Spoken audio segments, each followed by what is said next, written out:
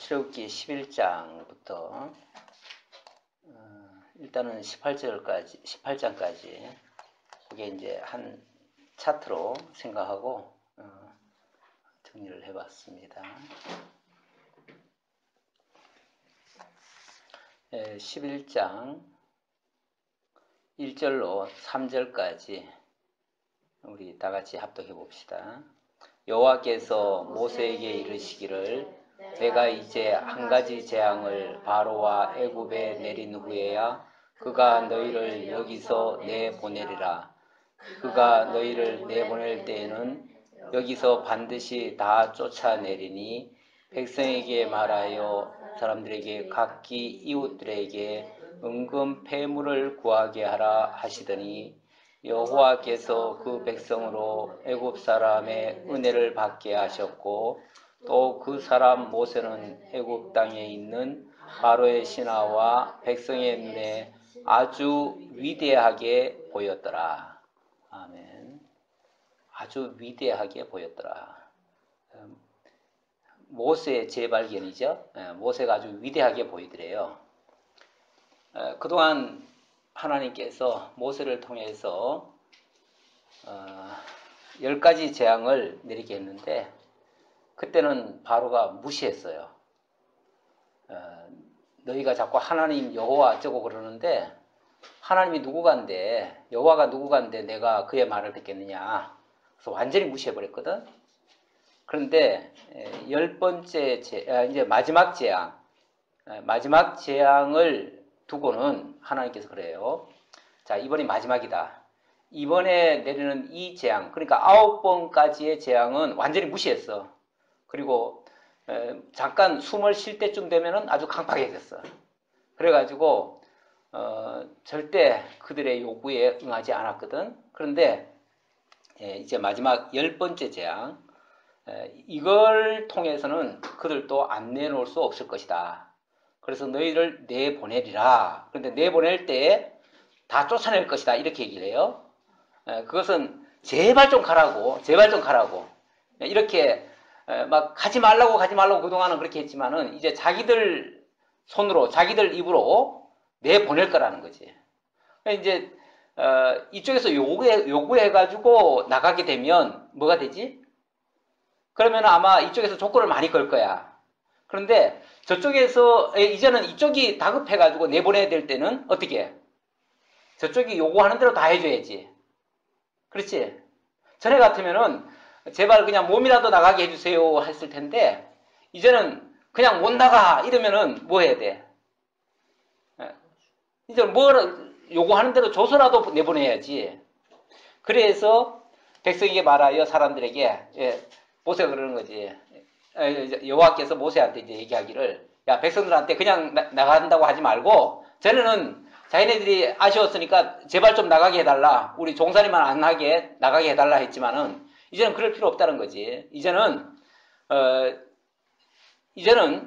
너희들 나가라고 해도 이제 그냥 못 나가. 이렇게 이제 어찌 보면 배짱 튕기듯이 하라는 거야. 이게 협상할 때 그렇게 하면 그 다음에 뭐라고 그래요? 은금 폐물을 구하게 하라. 그러면은 그 사람들이 은금 폐물을 줄 것이다. 애굽 사람의 은혜를 받게 하셨고 하는 말은 애굽 사람들이 은금 폐물을 줘서라도 내보낼 것이다 그 말이지. 이게 이제 협상의 이제 조건이 바뀌었어요. 처음에는 이스라엘이 바로로서는 아쉬울 게 하나도 없잖아. 바로가 뭐하러 협상을 들어주겠어. 그들의 요구 조건을 뭐하러 들어주겠어. 자기네들은 기득권자들이고 자기네들은 모든 걸 다 가졌고 힘으로 내리누르면 되는데 그럴 때는 그 약한 자, 소위 말해서 을의 요구를 들어줄 이유가 없어. 하지만 자기네들이 이제 불리하게 되면 만약에 이번에 이제 마지막 10번째 재앙이라고 그러는데 이 10번째 재앙은 너 죽어 이거거든. 쉽게 말하면은. 왜냐면 그 장자들 다 죽이잖아. 장자들 다 죽이면서 너들 이제 씨까지 다 말려버릴 거야. 이런 식이야. 그러니까 꼼짝없이 이제는 요구를 안 들어줄 수가 없어. 원하는 대로.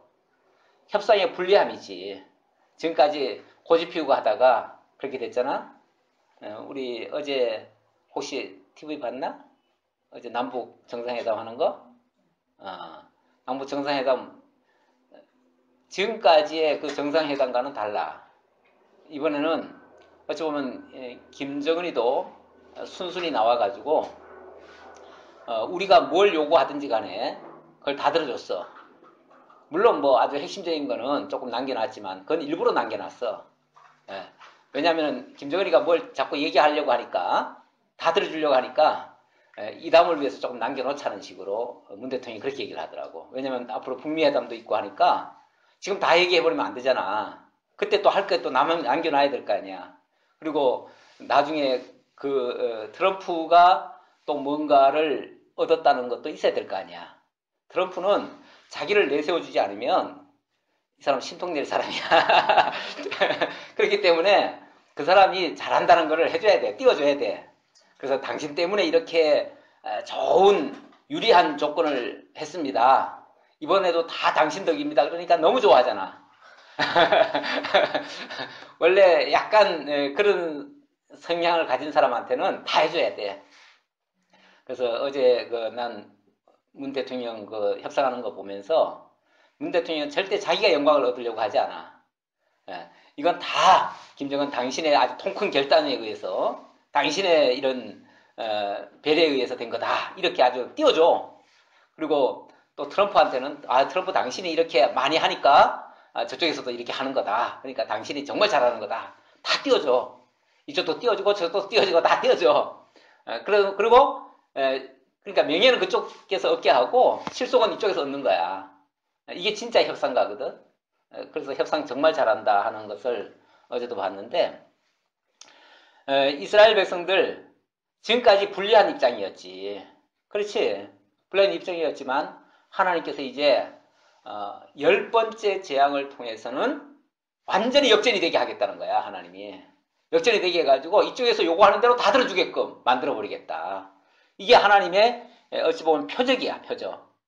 그렇게 들어줄 수밖에 없는 이유는 가만히 보니까 전에는 모세를 무시했는데 가만히 보니까 모세가 너무 대단한 사람이야.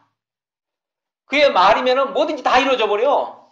그걸 본 거야. 그래서 하나님이 그들과 함께하는 모습을 보니까 그래서 위대하게 보였더라. 이렇게 얘기를 하지. 자, 그 다음 6절 한번 볼까요?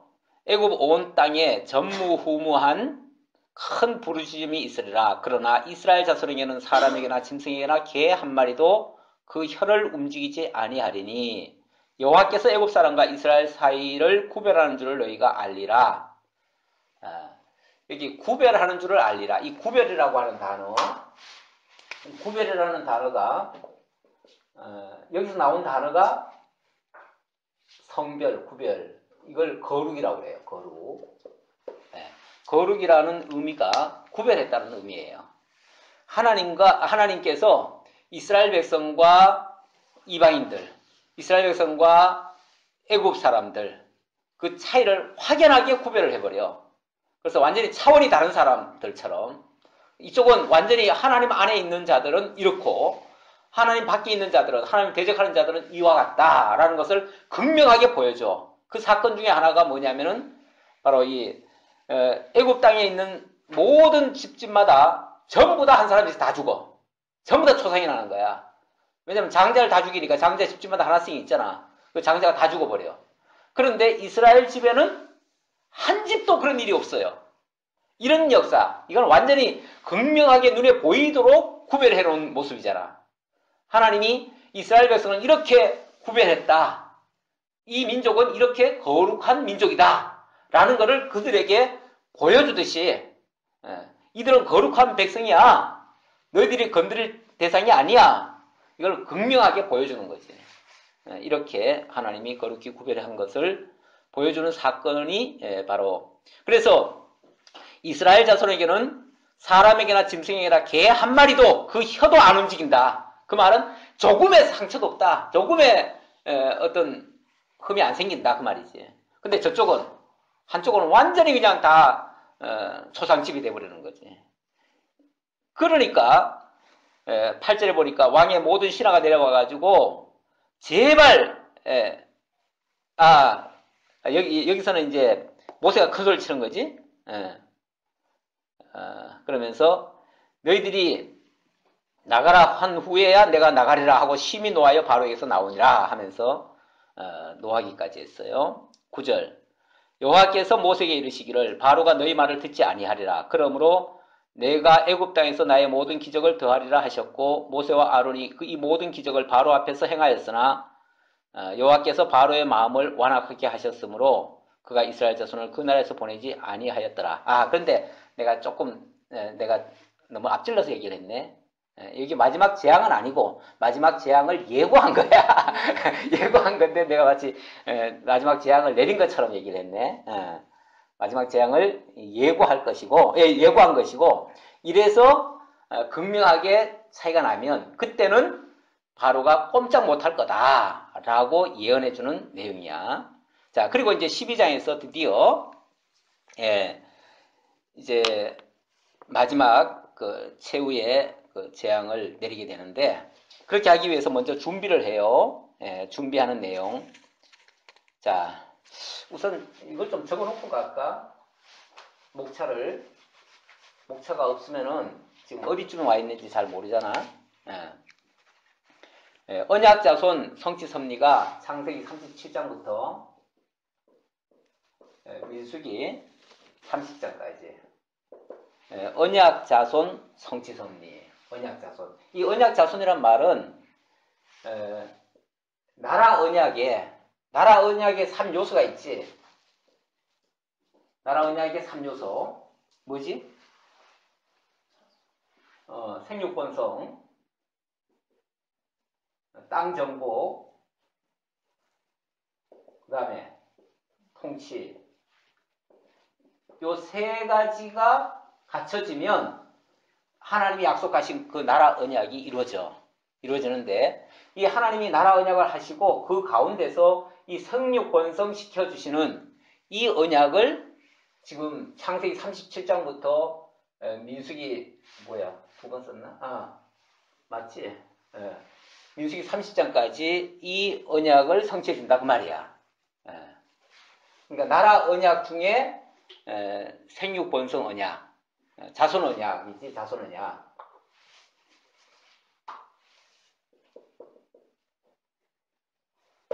자손 언약 성취 섭리. 자, 그러려니까 먼저 언약 자손을 번창을 시키셔. 번창시키는 장면이 창세기 37장부터 출애굽기. 일단은 이렇게 하려니까 자손 언약 성취 섭리 가운데서 첫 번째가 자손 언약 번창이야. 번창. 출애굽기 18장까지. 자, 여기 내용이 이제 오늘 배울 내용까지야. 배울 내용까지인데 이 내용이 자손 번성이지. 번창이라고 할까? 자손 번창. 자손 번창이고, 자, 번창을 하기 위해서 먼저 여기에 첫 번째가 이 언약 자손을 일단은 보호를 해야 될 거 아니야. 그렇지? 그런데 보호를 해야 되는데 이 자손들이 그동안 어떤 과정을 거쳐왔지?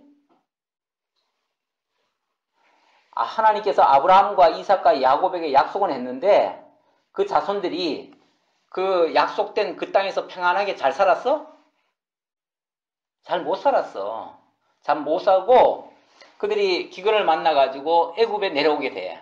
물론 그 과정에 요셉을 하나님이 먼저 보내가지고 애굽으로 내려가도록 그 모든 편의를 제공해 주셨지. 그렇게 하고 그 어려운 가운데서도 12지파가 이 생육 번성하는 장면이 소개가 돼요. 그래서 이 자손 번성케 하는 내용 중에 먼저 그 자손을 보호하는 내용. 그러니까 자손 보호와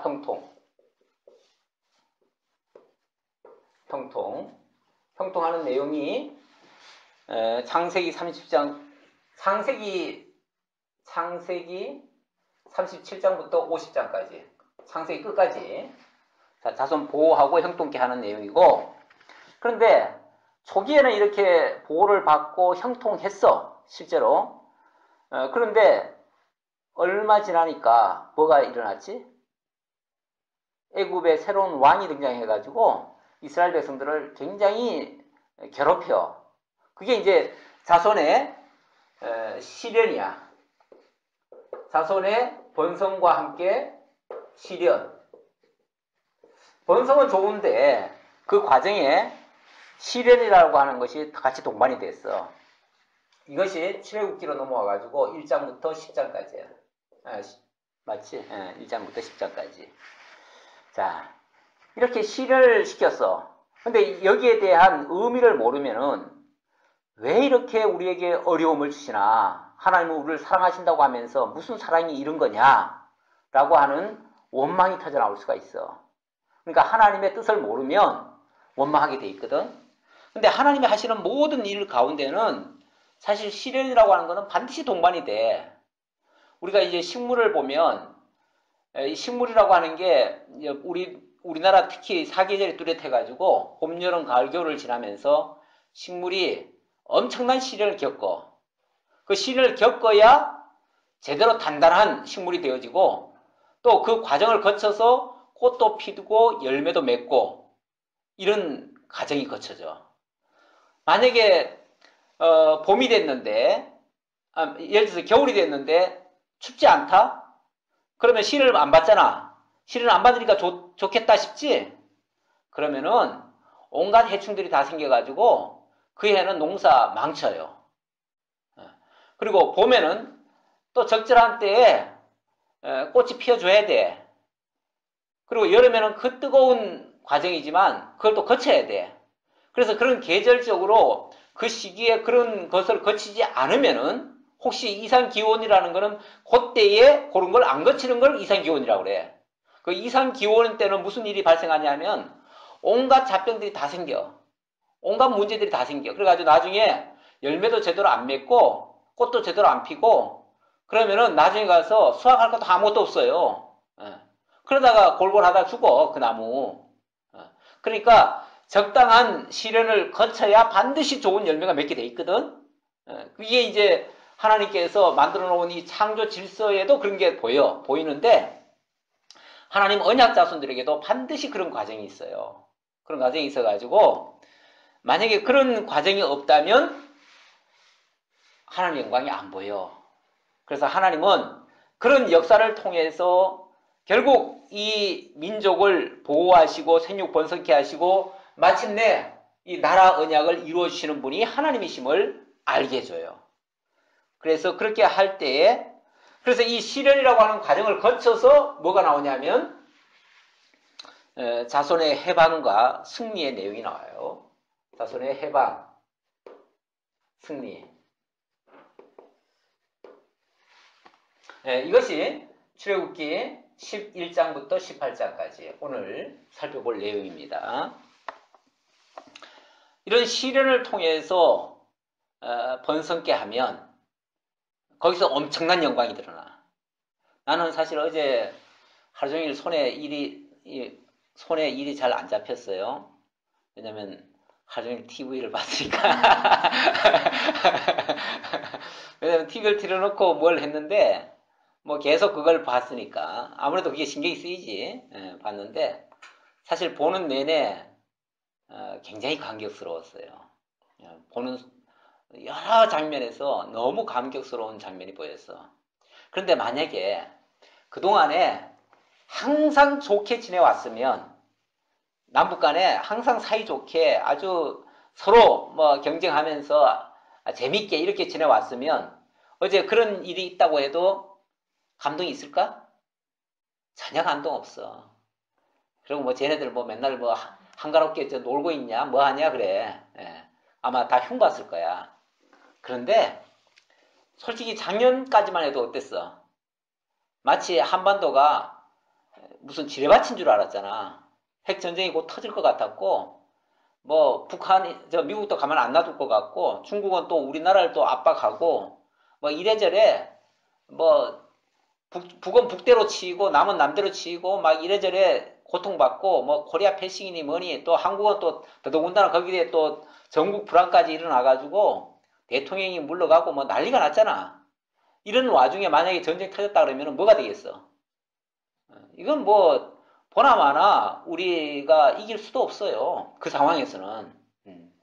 그러면은 엄청난 정말 전 민족의 비극이 올 수도 있었는데 그런 일들이 1년 만에 어쨌든 싹 그 어둠의 그림자가 거두어지는 것 같은 모습. 물론 아직 다 된 건 아니야. 다 된 건 아니지만 그래도 그 되어지는 과정을 보면 그 되어지는 과정이 예를 들어서 밀실에서 막 어두컴컴한 데서 뭐 어떤 모략과 무슨 뭐 그런 것들이 끼어가지고 그렇게 한다 그러면은 솔직히 어떤 결과를 내놓는다고 해도 우리가 저거 순전히 저 속임수 아닌가, 저 거짓말 아닌가, 저거 눈 가리고 아웅 아닌가 이렇게 얘기할 수도 있어.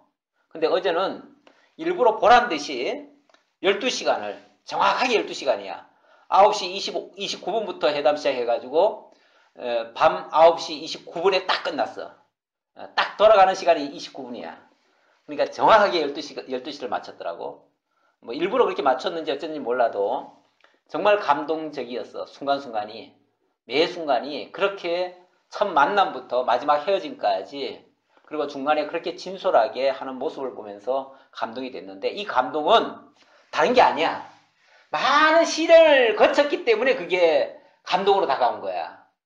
그렇지? 이스라엘 백성도 마찬가지야. 이스라엘 백성들 어떻게 보면 그래. 하나님 뭐 때문에 도대체 그냥 한꺼번에 그냥 애굽 싹 쓸어버리고 이스라엘 민족 그냥 구원하시면 되지요. 하나님이 이스라엘의 하나님이신데 쉽잖아. 얼마나 쉬워. 그러면 감동이 있을까? 너무 쉽게 되어지는 일들은 아무런 감동이 없어요. 또 당연한 줄 알아.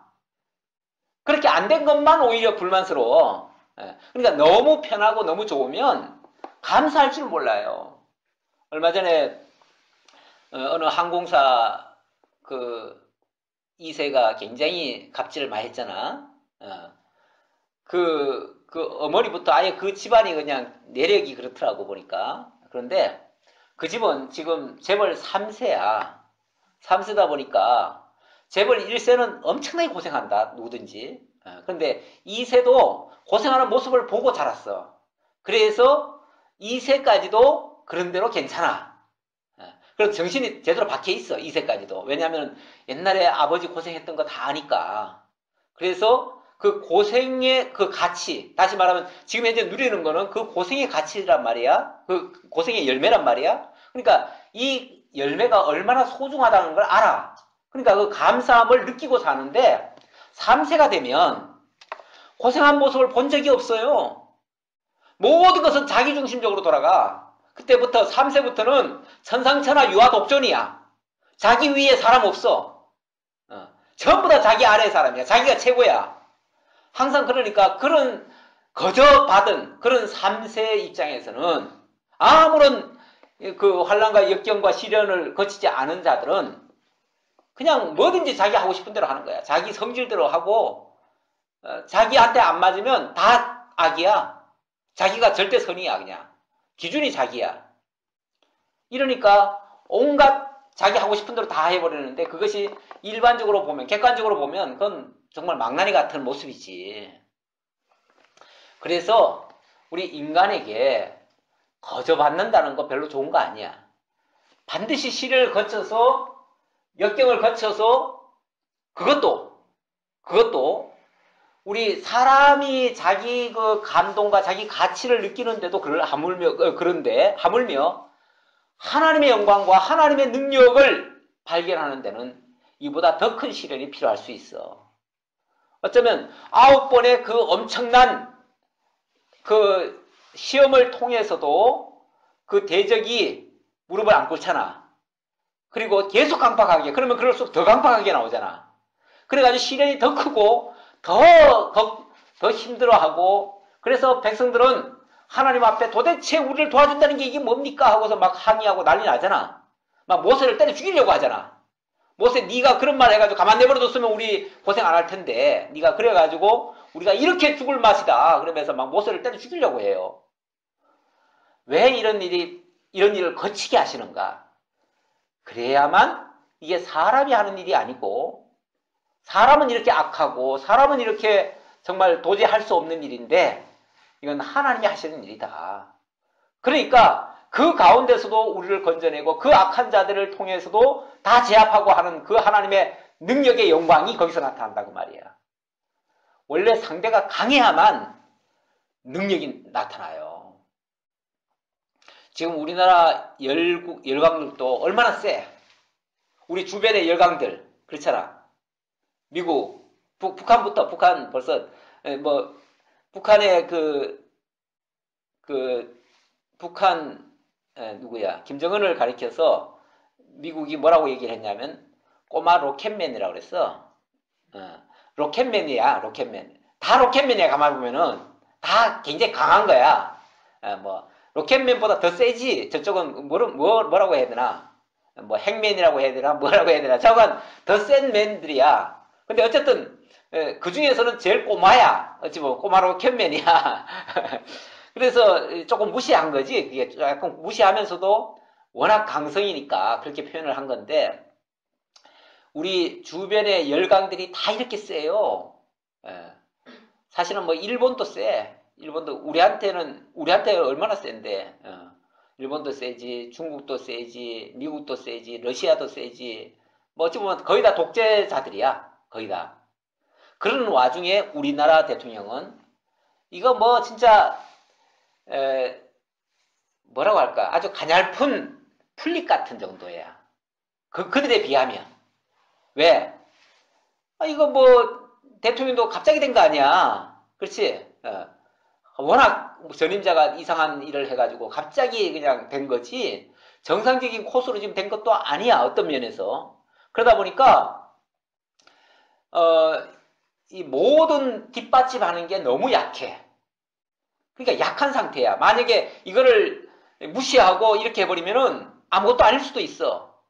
그런데 이런 자가 그 강대국들 틈에서 이 모든 것들을 다 지금 지휘해 나가고 있어. 운전을 하고 있어. 쉽게 말하면. 운전자, 본인이 운전자론을 얘기했는데 실제로 그렇게 하고 있어. 여기서 사실은 굉장히 위대함이 드러나기도 해. 그러니까 약한 데서 강함이 드러나거든. 약한 데서 원래. 그래서 이스라엘 백성들도 사실은 약해. 그리고 그에 비해서 상대인 애굽은 너무 강해. 그런데 그 강한 애굽 앞에서 약한 이스라엘을 지배하시고 인도하시고 주장하시는 분이 누구냐면은 하나님이야. 거기서 하나님의 위대함이 드러나는 거야. 뭐 모세가 위대한 건 아니야.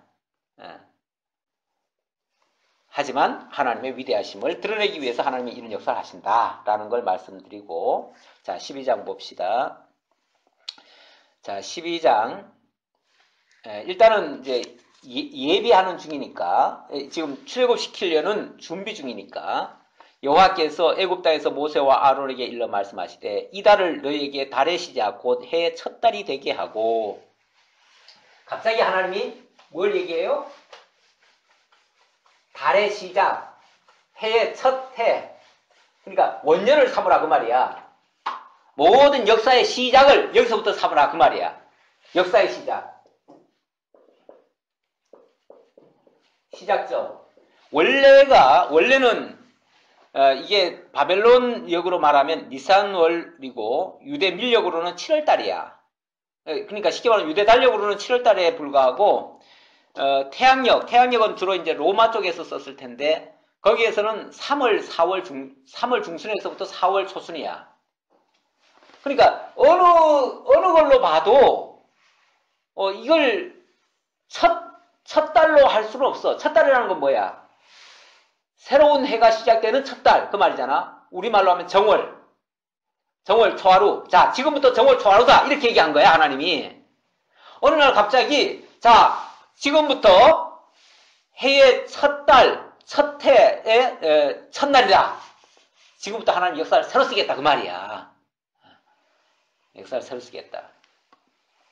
근데 이 날이 바로 무슨 날이냐면, 너희는 이스라엘 온 회중에게 말하여 이르라. 이달 열흘에 너희 각자가 어린 양을 잡을지니. 자, 그러면서 그때 할 일이 뭐냐면은 양을 한 마리 잡으라는 거야. 각 집집마다 양을 잡는데, 만약에 식구가 뭐 조금이면은 몇 가정이 합쳐서 하겠지. 식구가 이제 많으면은 이제 거기 맞춰서 이제 양을 잡으라는 거야. 자, 그런데 양은 이제 흠없고 어린 양 수컷 중에서 잡고 그걸 열 나흘 날까지 간직했다가 해질 때에 잡고, 자, 양을 잡은 다음에, 자, 14일 날 저녁 때 잡으라는 거지. 그리고 그 양을 잡아가지고 피는 문설주에 바르고, 자, 양을 잡으면 피가 나오고 살이 있어. 살이 있는데, 피는 문설주에 바르고, 문설주가 이런 거 아니야? 여기다 바르고, 이제 이 방 안의 문이 아니라 밖에서 봤을 때 문이겠지. 그 문설주에 바르고, 그 다음, 그 고기는 쓴나물과 함께 먹으래. 쓴나물, 무교병. 이 살은 무교병과 쓴나물, 여기에도 다 의미를 부여해. 무교병, 쓴나물, 살. 자, 이거를 먹으래요. 물론 뭐 그것의 의미는 이제 앞으로 이스라엘 백성들이 너무 급하게 이제 출애굽을 해야 되니까, 무교병이란 말은 발효되지 아니한 떡이란 얘기거든. 발효되지 아니하고 한 빵이지, 빵. 이 병은 원래 과자 병자인데 이게 한문식으로 번역을 해놔가지고 무교병. 그리고 쓴나물은 사실 쓰디 쓴 이제 그런 의미를 가리키는 건데, 이게 굉장히 이제 고통스러운 과정을 거치는 거지. 사실은 양이 죽임을 당하고 피를 내어주고 피를 흘리고 살을 내어주고 이런 것들이, 이 과정이 다 아주 쓰디 쓴 일이야. 쓰디 쓴 일인데, 이걸 통해서 결과는 어떻게 되지? 결과. 이 과정이야, 이거는.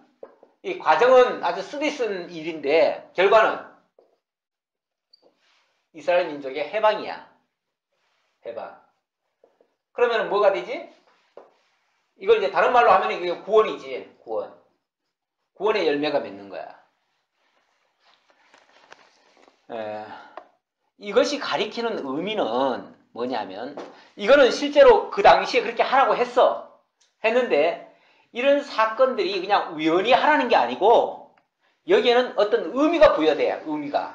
의미가 부여돼가지고 나중에 이것이 예언적으로 되어져. 하나님의, 쉽게 말하면 약속하는 결과가 돼버려. 그래서 그 약속은 언제 이루어지냐면 장차 그리스도에게서 이루어져. 그리스도에게 이루어져. 그래서 이것은, 이게 이제 유월절 의식인데, 이걸 다 통틀어서 뭐라 그러냐면 유월절 의식이라고 그래요. 유월절.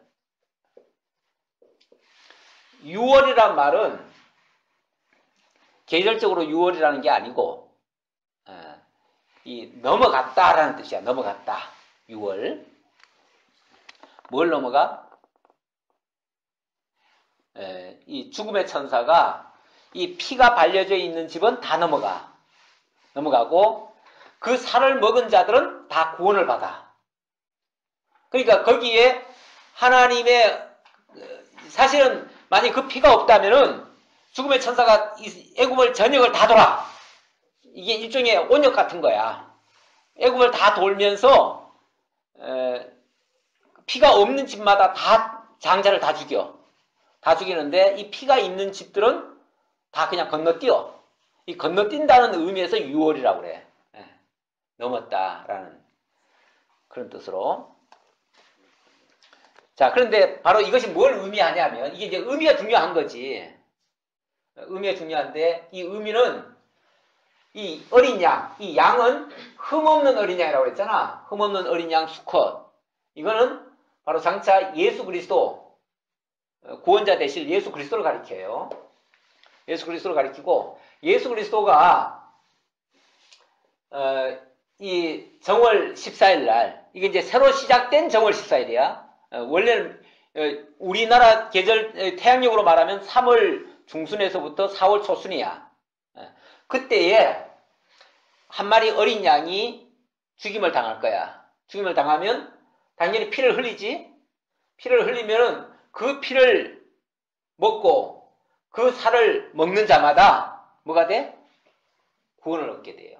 그래서 결국은 이 한 마리 양의 희생으로 말미암아 백성들이 구원을 받았지. 마찬가지로 예수 그리스도의 희생이 곧 그의 그리스도 안에 있는 모든 택한 백성들을 구원하실 것을 가리키는 거야. 이 사건이 실제로 이건 이제 예언인데 사건으로 예언한 건데 이것이 결국은 예수 그리스도가 이 땅에 오셨을 때 그대로 이루어져.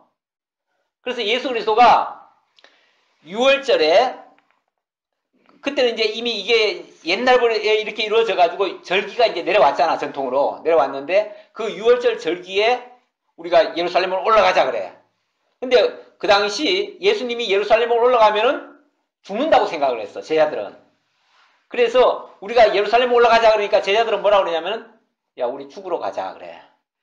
그 말은 이번에 예루살렘 올라가면 우리 죽는다. 왜냐하면 예수님을 벼르고 있는 사람들이 많거든. 그러니까 예수님도 사실은 예루살렘 올라가면 위험하다는 걸 알아. 알지만 올라가. 올라가가지고 일주일 동안 뭘 해? 성전에 들어가가지고 성전을 정결케 하고 또 장사꾼들 다 내쫓아버리고 무화과나무를 마르게 하고 막 이런 일들 있잖아. 그리고 기름 부음을 받고 이런 일을 해. 그게 바로 장사를 준비한 거야. 당신의 장사를. 그리고 3일 전에는 제자들을 앉혀놓고 이제 3일 후면은 내가 잡혀서 죽게 될 것이다. 그래. 그리고 마지막 날 전날은 자 우리 앉아서 6월절 이 떡을 먹자 하면서 그때 포도주와 떡을 놓고 이 잔은 너희를 위하여 흘리는 내 피다. 그리고 이 떡은 너희를 위해 주는 내 살이다. 그렇게 얘기를 하지. 바로 이 피와 살을 내어주는 거야. 그리고 그 피를 먹는 자마다 영원히 살리라. 그렇게 약속을 하지. 약속을 하시더니 진짜 예수님이 이 피와 살을 그건 이제 상징하는 거지만은 그걸 마지막 만찬을 먹고 그 다음날 그날 밤에 실제로 체포가 되셔. 그리고 그 다음날 바로 사형을 받아. 그리고 그날 낮에 오전 9시쯤에 바로 사형장에 끌려가. 그리고 사형에 못 박혀가지고 오후 3시에 운명하셔. 돌아가셔. 그리고 오후 6시에 바로 해질 무렵에 무덤에 들어가셔. 정확히 어떻게 되지? 이 예언의 말씀대로 되는 거야. 이게 이제 어린 양을 준비했다가 14일까지 했다가 양을 잡아라. 그리고 그 양의 피를 어떻게 하고 살을 어떻게 하라. 그래 놓고 그걸 먹고 그날 밤에 다 출발하는 거거든. 구원받는 거거든. 출애굽하거든. 그와 똑같이 되는 거야. 그러니까 이것은 바로 예수 그리스도의 예수 그리스도께서 우리를 위하여 십자가에 못 박혀 죽으시고 3일 만에 부활하심으로 그 안에 있는 모든 자들이 구원받게 될 것을 가리킨 약속의 말씀이었어. 바로 그때가 역사의 시작이라고 그랬는데 실제로 예수 그리스도가 이 땅에 오셔서 그래서 후대에 이 사실을 아는 사람들은 예수님이 오신 그때부터 역사의 시작점으로 잡아. 그렇게 하지? 그래가지고 우리 왜 기원전 또 기원 후 기원이란 말을 쓰잖아. 기원이란 말이 뭐야? 시작점이라는 얘기야. 시작. 시작 전에는 바로 기원 전이란 말은 이 시작점이 예수 그리스도인데 예수 그리스도 그 이전이다 그 말이야. 그래서 영어로 BC 기원전을 BC라고 그러지. Before Christ. 그러니까 그리스도 이전이다 그 말이야. 그리스도 이전이란 말이고 원래 이 기원 후는 AD라고 그러는데 요거는 그리스어야. 그리스어인데 아노 도미니라고 돼 있어. 그래서 아노 도미니의 약자가 AD야. 그래서 BC AD 이렇게 쓰는데 이 역사의 시작이 그리스도다 그 말이야. 그래서 그리스도 이전은 역사 이전이야. 이거는 물론 기독교인들이 그렇게 정했겠지만 어쨌든 그리스도가 역사의 시작이다. 아까 이제 내가 어디서부터 이 말을 시작했지? 달의 시작. 이 날을 달의 시작으로 해라 라고 하시는 하나님의 말씀에 근거해서 지금 한 말이야. 실제로 역사도 그렇게 됐다. 그래서 그리스도가 역사의 중심자가 됐다 라는 말을 합니다. 자, 그러면 아까 몇 절을 봐야 될까? 자, 그렇게 해서 6월절을 준비하고, 자, 26절 한번 볼까? 이후에 너희의 자녀가 묻기를 이 예식이 무슨 뜻이냐 하거든 너희는 이르기를 이는 여호와의 6월절 제사라. 여호와께서 애굽 사람에게 재앙을 내리실 때 애굽에 있는 이스라엘 자손의 집을 넘었다. 그게 6월이란 말이지. 집을 넘으사 우리의 집을 구원하셨느니라. 바로 재앙은 넘어가고 백성들은 구원하고, 그래서 이스라엘 백성들의 그 모든 죄 문제는 예수 그리스도에게 넘기시고 구원은 그리스도를 통해서 우리가 구원을 받고 이렇게 하실 것을 가리킨 것이다. 이걸 대대로 기억하려니까 그 6월절 절기를 뭐 해야 돼? 대대로 지켜야지. 지켜야 이 사실을 명심할 거 아니야. 그래서 나중에도 그걸 바라볼 수 있는 거지. 그러니까 구약의 절기를 지키라고 하는 거는 하나님의 그 언약을 잊지 말고 기억하게 하려는 의도야.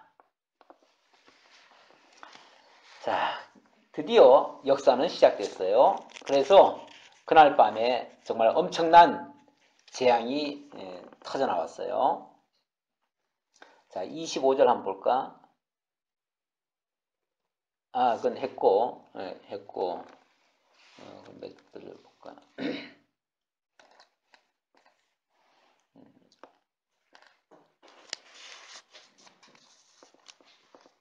그 다음은 13절로 넘어갈까? 아, 드디어 이제 구원을 받았어요. 구원받은 장면 한번 봅시다.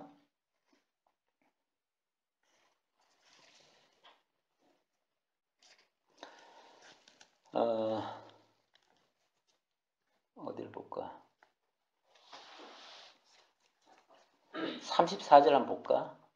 그 백성이 발교되지 못한 반죽 담은 그릇을 옷에 싸서 어깨에 매니라. 이 발교되지 못한 이런 표현은 참 이거 번역을 먼저는 어떻게 돼 있었지? 먼저도 그렇게 했을 거야. 아마 이 교자가 이제 한문으로 이걸 교로 읽을 수도 있고 효로 읽을 수도 있어. 그래서 이걸 원래는 발효라고 그래야지.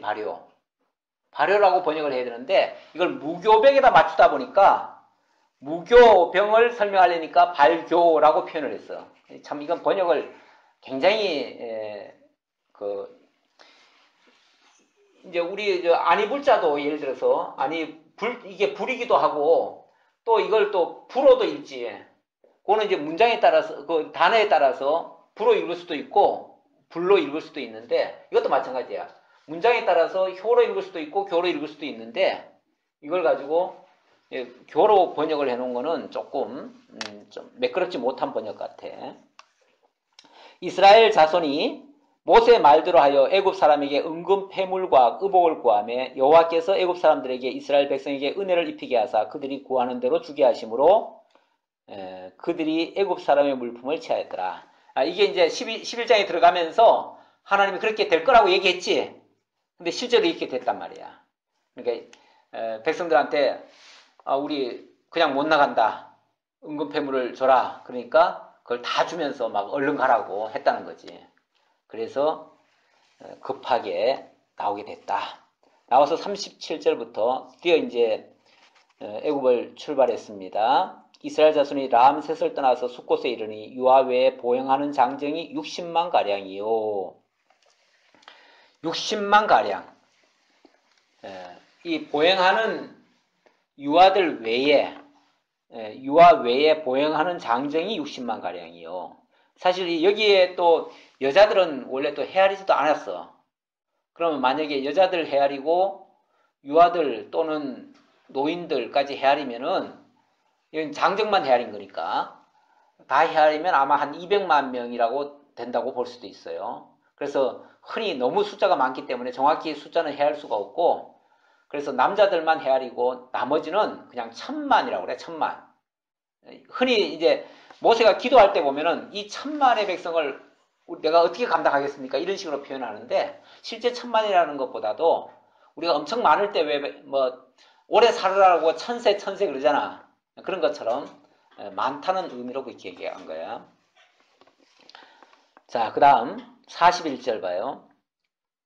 40절부터 이스라엘 자손이 애굽에 거주한 지 430년이라 430년이 끝나는 그날에 430년이 끝나는 그날에 여호와의 군대가 다 애굽 땅에서 나왔음. 즉 430년이 끝나는 그날, 이것도 우리 하나님이 얼마나 정확한지 몰라요. 하나님이 430년이 끝나는 그날에 나오게 했대. 이 말은 약속된 날에 나왔다 그 말이지. 뭐 누가 사람들은 그거 헤아리고 있나? 사람들은 헤아리고 있지 않고, 사람들은 400년이 됐을 때부터 막 너무너무 고통스러워가지고 막 울부짖었어. 우리를 왜 이렇게 이 어렵게 하십니까? 하면서 막 울부짖었어. 그랬을 때 하나님께서 출애굽기 1장에 보면 그 말이 나와. 막 백성들은 울부짖었대. 너무 고통스러워서. 그랬더니 하나님께서 이제 그들을 위해서 모세를 보내신 거야. 그리고 그 모세를 훈련시킨 다음에 이제 때가 딱 되니까 이제 구원하라고 보낸 거야. 그래가지고 이 역사를 지금 진행시키는 거야. 결국은 이 때라고 하는 거는 하나님이 정한 때지. 하나님의 때. 이 때라고 하는 걸 자꾸, 그러니까 모든 역사는 가만히 보면은 때가 돼야 이루어져. 이렇게 한반도에 지금 봄의 기운이 돌고 있는데 이것도 지금 때가 됐다는 뜻이기도 해. 원래가 역사로 말하면은 1948년도에 남북한이 뭐가 됐지? 남북한이 나뉘었어. 근데 원래가 몇 년째냐면은 1948년으로 따지면은 몇 년이야? 70년이야. 70년이고, 물론 뭐 해방된 때로 따지면 조금 70년이 넘었고, 그래서 이 70년이라고 하는 게 굉장히 참 의미 있는 이 해야. 뭐 우리는 성경의 70년하고는 또 개념이 또 다르긴 하지만은 지금 이제 그런 때가 무르익지 않았나라는 생각이 들어. 정말 70년 동안 어떻게 보면은 그동안에 남북 간에 전쟁도 있었고, 또 53년도에 정전협정을 맺었어. 정전협정. 그거는 우리 전쟁을 좀 멈추자 그 말이야. 정전이라는 말은. 그래서 이 정전협정이, 그러니까 이 남북이 실질적으로 갈린 거는 48년이고, 물론 해방된 거는 45년이고, 남북이 실제로 갈린 건 48년이고, 정전협정이 이루어진 거는 53년이야. 그러니까 이 정전협정이 이제 지금은 우리가 정전이니까 전쟁을 지금 멈추자는 거 아니야. 멈추는 거니까 이걸 이제 이번에 하자는 게 뭐냐면은 이걸 이제 완전히 전쟁 끝났다. 그걸 종전이라고 해요. 종전. 이 종전협정을 하자고 하는데, 어제 물론 우리 이제 완전히 전쟁 끝내자 그 얘기까지 했어. 그게 종전이야. 근데 그거를 우리가 선언을 할 수가 없어. 왜 그러냐면 이 정전의 협정 당사자가 누구냐면은 미국, 중국, 그리고 북한이야. 여기 한국은 못 끼어. 한국이 못 낀 이유는 한국은 이 정전을 원치를 않았어. 이승만 대통령이 우리는 끝까지 북침을 할 거다. 그래가지고 북한을 점령할 거다. 그래가지고 이걸 반대했어. 근데 미국이 그냥 중국하고 해가지고 북한만 끼고는 그냥 강제로 그냥 정전을 시켜버렸어. 그러니까 우리나라는 정전협정의 당사자가 아니야. 정전협정의 당사자가 아니니까 종전협정도 할 수가 없어. 우리가 당사자가 할 수 있잖아. 그치? 그래가지고 이 선언은 누가 해줘야 되냐면은 우리 측에서는 쉽게 말하면 미국이 해줘야 돼. 그래서 어제 우리가 이제 오늘로서 종전을 선언합니다. 이 말을 원래는 했으면 좋겠는데 그 말을 우리가 할 당사자가 못 되기 때문에 우리가 못하고 이제 다음에 이제 미국이 할 거야. 아마 미국이 그 역할을 해줄 거야. 그래서 이 종전선언을 하면 그때부터는 이제 정전이 끝난 거야. 그러니까 아직은 우리가 지금 휴전 상태지 지금 싸움이 끝난 게 아니야. 우리는 계속 싸우는 중이야 지금. 그래서 지금 적이야 지금 적인데 이 종전이 선언이 되고 나면 그때부터는 우리의 적이 아니야. 그냥 나라 대 나라로 서로 인정하고 우리가 그 나라에도 갈 수 있고 그 나라도 우리한테 올 수 있고 평화협정이 이루어지면 왜냐하면 어느 나라든지 평화협정이 맺어졌으면 갈 수 있으니까 그렇게 아마 바뀔 거야. 바뀌는데 그렇게 하기 위해서는 어쨌든 이 과정을 거쳐야 돼요. 자,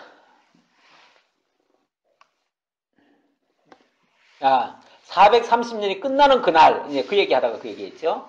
이렇게 하나님이 정한 때가 돼야 이루어진다. 사실 쉽게 말하면 430년이라고 했는데 예를 들어서 429년까지는 어떤 상황이었지? 예를 들자면 429년까지는 죽으라 하는 시간이었어. 고생하는 시간이었어. 핍박받고 종살이하고 여기 굳이 30년이라는 거를 이게 원래는 하나님께서 아브라함에게 약속할 때 뭐라고 그랬어? 내가 하나님이 창세기 15장에 보면 15장 한번 잠깐 볼까? 이거는 우리가 잊지 말아야 돼. 왜냐하면 모든 언약은 거기서부터 출발하거든. 15장에 보면 13절 여호와께서 아브라함에게 이르시되 너는 반드시 알라 내 자손이 이방에서 계기되어 그들을 섬기겠고 그들은 400년 동안 내 자손을 괴롭히리니 그들이 섬기는 나라를 내가 징벌할지며 그 후에 내 자손이 큰 재물을 이끌고 나오리라 이렇게 얘기했잖아. 자, 근데 여기는 왜 400년이라고 그래? 그리고 이제 400년 후에 큰 재물 이끌고 나오리라 이 말은 이제 방금 아까 설명이 돼가지고 그건 이해가 되는데 왜 여기는 400년이라고 그랬는데 왜 여기는 430년이 됐는데 왜 이제 그때가 됐다고 얘기를 해? 라고 말할 수 있잖아. 그런데 자 여기 400년간 종살이 한다고 그랬지. 종살이. 그런데 처음에 이스라엘 백성들이 애굽에 내려갔을 때 처음부터 종살이 했나? 처음엔 종살이 안 했어요. 처음에는 오히려 애굽을 구원해준 마치 구원자처럼 그 요셉이 대접을 받았어. 그러다 보니까 요셉에게 아주 이스라엘 민족이 살 수 있는 땅, 고센 땅을 아주 좋은 땅을 줬어. 그리고 거기서 자유롭게 살게 했어. 그러니까 요셉이 사는 날 동안 예를 들어서 그게 이제 정확히는 알 수 없는데 이걸로 본다면 약 30년이 되지 않을까 싶어. 약 30년간은 대접받고 살았어요. 대접받고 인정받고 존경받고 그리고 살았어. 그런데 갑자기 왕이 바뀌었어. 이제 왕이 이제 죽었을 거 아니야. 그리고 왕이 바뀌고 이제 요셉도 이제 죽었을 거 아니야. 그러고 나니까 옛날에 그 요셉의 은공을 알았던 왕은 죽고 나니까 이제는 싸늘하게 바뀐 거야. 바뀌어가지고 그때부터는 이스라엘 민족을 학대하기 시작하는 거야. 그래가지고 학대받은 지가 쉽게 말하면 400년이 됐다 그 말이야. 그리고 그 400년이 끝나는 그 지점에 이제 그게 하나님이 약속하신 그때에 그 말이야. 그때에 드디어 이스라엘 백성들은 나오게 됐다. 물론 우리 하나님 하시는 거 나중에 알고 보면 막 전율이 와요. 전율이. 그래서 왜 내가 이제 사실은 어제도 그런 걸 보면서 왜 감동이 자꾸 됐냐면 이게 하나하나가 그런 의미가 있어요. 이게 전혀 무관한 게 아니야. 하나님이 정한 때가 되니까 우리에게 이런 어떤 엄청난 이런 아름다운 모습을 보게 하려고 우리도 1년 전까지 그렇게 난리가 났었어. 그렇게 서로 적대하고 원수시하고 뭐 그랬다가 딱 때가 되니까 이렇게 바뀌어. 그것도 급하게. 우리 하나님의 역사를 어느 성경에 보면 천천히 흐르는 실로아 물이라고 그래. 천천히 흐르는 물. 그런데 어느 나라를 보면은 갑자기 하나님이 무슨 독수리에 날개치며 막 날아오르듯이 그렇게 날아오시고 또 갑자기 가서 점령하시고 이런 역사를 하셔. 그러니까 하나님의 역사는 어제까지 평안하다고 해가지고 그걸 데이터 내가지고 내일도 이렇게 될 것이다 라고 그거 가지고 이렇게 기준 삼아서 하면은 틀려. 안 맞아. 그러니까 아무리 첨단 AI 기술로 해가지고 하나님의 역사를 데이터로 내가지고 통계를 잡아도 하나님의 예상은 하나님의 언약을 그러니까 하나님의 언약을 모르면 맞출 수가 없어. 사람의 계산으로는 안 맞아. 그런데 하나님의 때가 되니까 이게 결국은 하나님의 구원의 때라는 얘기야. 그게 구원의 때가 되니까 이렇게 구원함을 받게 됐다라는 얘기예요. 51절도 바로 그날에 여호와께서 이스라엘 자손을 그 무리대로 애굽 땅에서 인도하여 내셨더라. 바로 그날에, 다시 말하면 하나님의 언약하신 그날에, 하나님의 때가 된 그날에 이스라엘 민족을 구원해 내셨다. 그리고 13장입니다. 13장은 하나님의 교훈과 인도인데,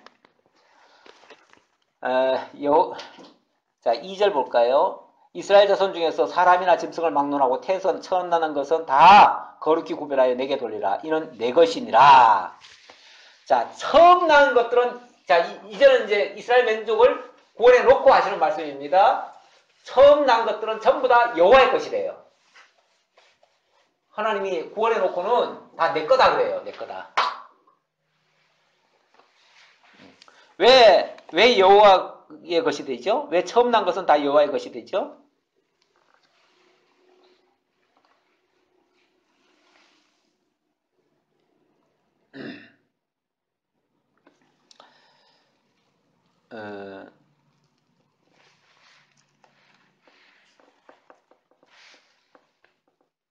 원래 이스라엘 민족을 구원하기 위해서 누가 희생됐죠? 애굽의 장자가 희생됐죠. 그렇죠? 애굽의 장자가, 자, 결국은, 자, 애굽이든 이스라엘이든 장자의 희생으로 이스라엘이 구원받았어요. 그렇다면 이스라엘 구원에는 뭐가 끼어는 거예요? 이 장자가 희생된 거예요. 희생됐다는 것은 하나님께 바치셨다는 거예요. 그냥 구원된 게 아니라 희생을 통해서 구원시켰다는 거예요. 그런데 물론 하나님이 이스라엘을 구원하기 위해서 애굽을 희생시켰지만 이스라엘 민족도 거저 구원받은 게 아니다. 장자가 희생돼야만 된다라는 걸 가르쳐 주려는 거예요. 가르쳐 주려니까 너희 중에 장자들은 다 내 것이다. 내게 이미 바쳐진 거나 마찬가지다 그 말이에요. 그렇다고 뭐 사람을 직접 희생시키라는 거예요? 그건 아니에요. 하나님의 것으로, 그러니까 장자는 하나님의 것으로 구별하라는 거예요. 구별. 자, 한 가지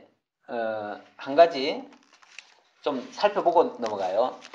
요한계시록 11장 8절, 11장 8절.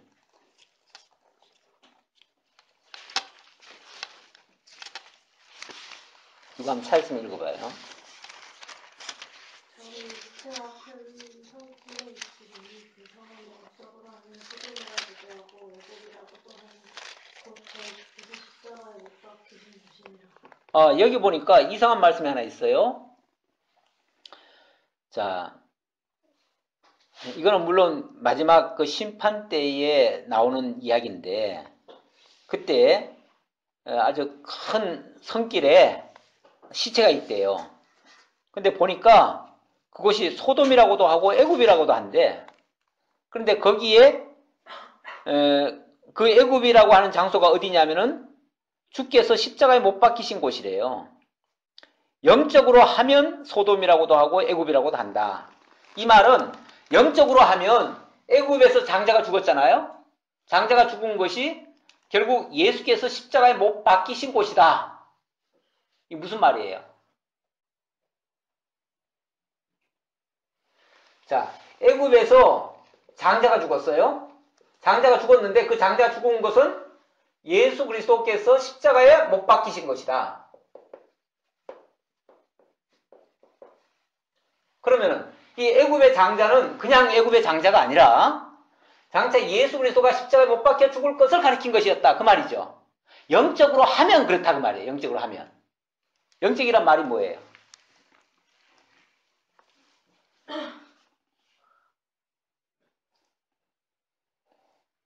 그러니까 실제 모습은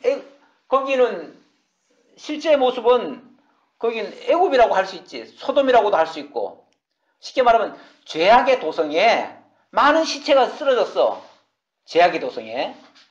이 계시록 자체는 죄악의 도성에 지금 많은 시체가 쓰러졌다는 걸 얘기하잖아. 근데 거기가 영적으로 말하면 애굽이기도 하고 소돔이기도 하다. 그런데 내막적으로 들어가 보니까 그것은 예수 그리스도께서 십자가에 못 박히신 곳이다. 이렇게 얘기했단 말이야.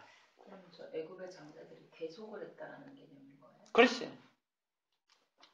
결국 이스라엘 백성들을 구원하는데 그들이 희생제물이 됐다. 그 얘기고, 왜 장자를 그럼 희생시켰는가? 장차 그리스도께서 자기 백성들을 구원하기 위해서 희생되실 것을 예표적으로 보여준 것이다. 그 말이지. 그렇다고 해가지고, 결국 이 장자의 희생이 만약에 애굽에서 장자를 안 죽였다면, 이스라엘 민족이 구원 받을까? 못 받을까? 못 받지. 절대 없어요. 그런 일은 없어. 애굽이 안 내줘. 안 내주는데 그들 장자를 다 치니까 내준 거 아니야. 결국 원수가 두 손 들어버린 거 아니야. 마찬가지예요. 결국은 이게 이스라엘 민족을 구원하기 위해서 예수 그리스도가 희생되실 것을 예표적으로 보여준 사건이 결국 애굽의 장자 희생 사건이다. 그런 결론이 나오지. 일단은 거기가 제약의 도성이라고 했잖아. 제약의 도성. 제약의 도성인데 얼른 보면 그 소돔같이, 소돔이 왜냐면 죄악 때문에 희생된 거 아니야. 물론 여기 애굽도 마찬가지야. 애굽도 제약의 도성이야. 그런 것들의 어떤 상징적인 의미로, 그래서 이제 영적으로 하면 이런 표현을 썼는데, 그런 것들이 실제 사건이기도 하지만 그것은 영적으로는 그리스도께서 하실 것에 대한 그런 예표적인 모습이다. 뭐 그런 얘기로 할 수가 있지. 자, 그래서 이게 전혀 무관하지 않다는 거, 결국 그리스도를 통한 구원을 가리키는 예표적인 사건이라는 것을 설명했습니다. 그래서 초태생도 마찬가지다. 초태생도 이 장자라는 게 뭐야? 장자라는 게 초태생이지. 초태생이고 결국은 장자는 예수 그리스도를 가리킨 것이다. 그 얘기 하려고 지금 이 얘기를 꺼낸 거예요. 장자는 곧 예수 그리스도를 예표한 것이고 그게 바로 초태생이다. 그러니까 모든 초태생은 너들이 농사 지었어도 너들이 새끼를 내게 했어도 그건 내게 속한 거야. 왜? 내가 너희들 구원하는데 그 장자를 썼잖아. 그렇죠? 하나님이 말씀하시기를 너희들 구원하는데 내가 장자를 썼잖아. 그러니까 이거는 너들이 장자값으로 내놔. 그 말이야. 예를 들자면. 그런데 그게 결국은 예수 그리스도가 우리를 대속해서 희생제물이 되어주시고 그로 말미암아 너희들이 구원받는다는 걸 알게 해주는 사건이다. 자, 이해되리라고 믿고요. 그 다음 14절 봅시다. 후일에 내 아들이 내게 묻기를 이것이 어찌 됨이냐 하거든 너는 그에게 이르기를 여호와께서 그 손의 권능으로 우리를 애굽에서 곧 종이 되었던 집에서 인도하여 내실 때 그때 바로가 완악하여 우리를 보내지 아니하며 여호와께서 애굽 나라 가운데서 처음 난 모든 것들을 장자로부터 가축의 처음 난 것까지 다 죽이셨으므로 태에서 처음 난 모든 수컷들은 내가 여호와께 제사를 드려서 내 아들 중에 모든 처음 난 자를 다 대속하리니 여기 대속이란 말이 나오잖아. 그러니까 결국은 애굽의 장자가 죽은 것은 너희들을 구원하기 위한 대속의 제물이었어. 그 말이죠.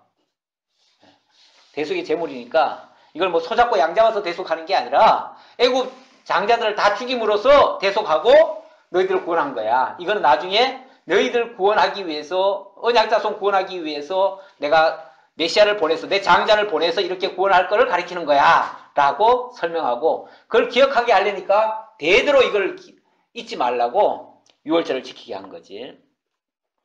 자, 그 다음 21절 볼까요? 21절.